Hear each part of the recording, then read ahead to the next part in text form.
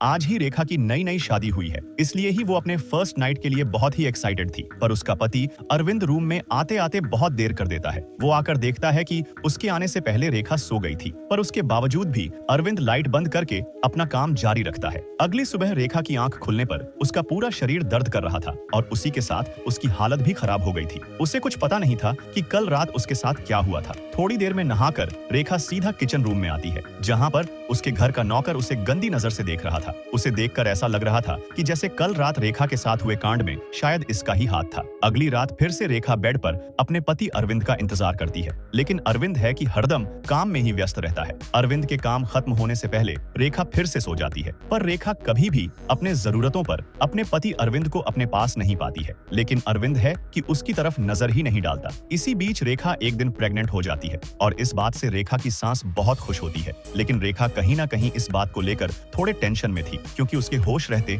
वह कभी भी अपने पति अरविंद के साथ क्लोज नहीं हुई। पर उसी रात वो अपनी आंखों के सामने अपने पति के ही कारनामे देखकर दंग रह गई।